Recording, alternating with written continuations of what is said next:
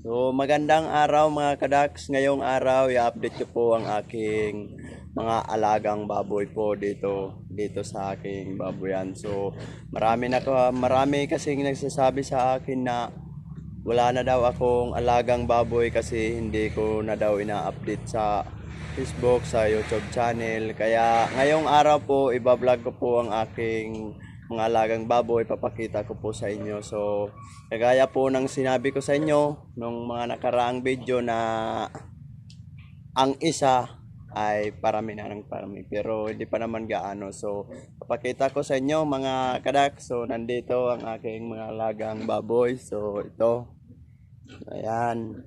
So ito mga kadaks ay isang inahing at buntis po ito.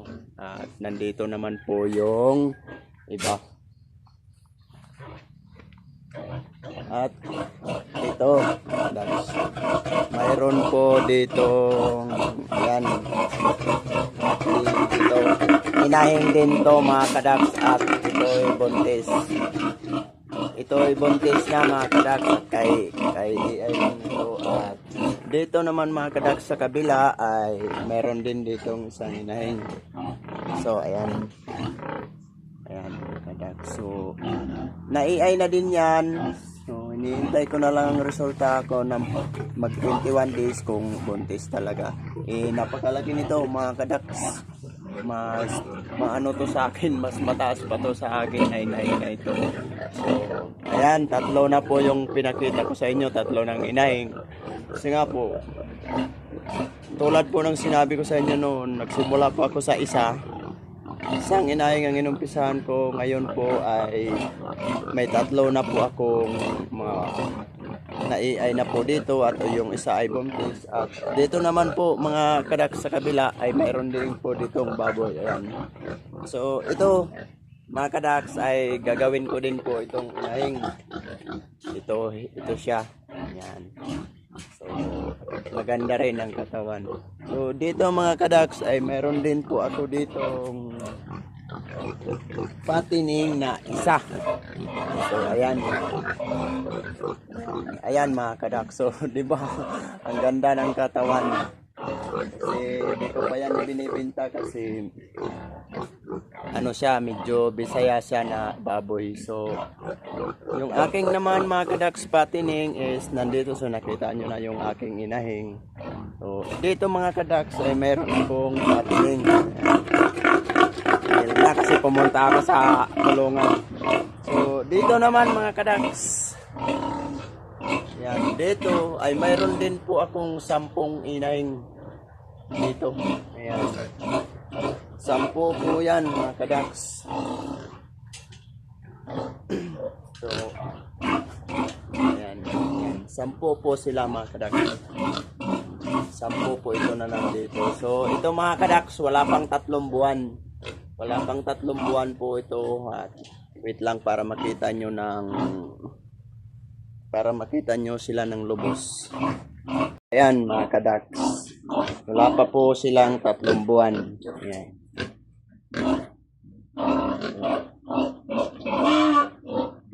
Ngayong December ko pa ito mga kadaks ibebenta. Ayan. So, di ba? Okay.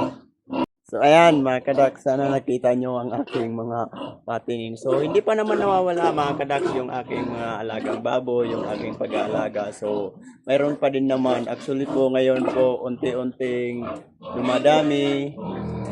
Nakita nyo naman, simula sa isa, ngayon ay may 3 ng inahing at may gagawin pang inahing na isa. At ngayon ito kasi mga kadaks, yung patining na nandito, yung second batch po ito. Nung nakaraang buwan na, di ba pinakita ko sa aking vlog. Kung panood nyo ang video na ito, tingnan nyo sa nauna na vlog. Mayroon din akong in-upload doon na nag-video din ako sa mga baboy ko. So, ayun yung nauna, yung first batch. Ito po, yung second batch po ito. Ngayong December ko po ito, ngayong darating na December. So, tsaka na ako ibibinta to. So, ayan. Wala pa tong 3 buwan mga kadak. So sa December po is 150 10 days po ito. So, pwede ko na po ito ipakilo. So, naghihintay lamang ako ng may magandang presyo na bumibili. So, nandito.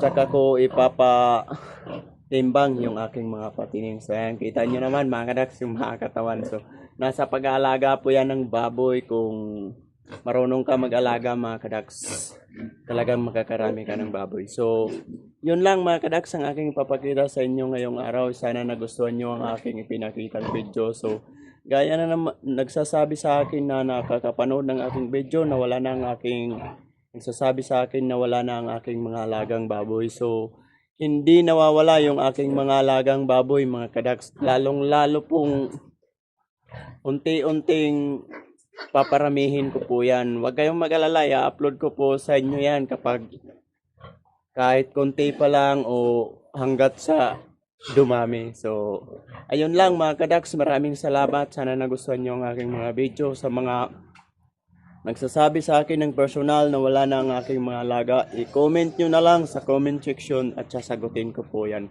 At ipapakita ko po yan sa inyo kung anong gusto nyong ipakita, anong gusto nyong i-vlog ko na para sumaya kayo. So maraming salamat mga kadaks. God bless po sa inyong lahat.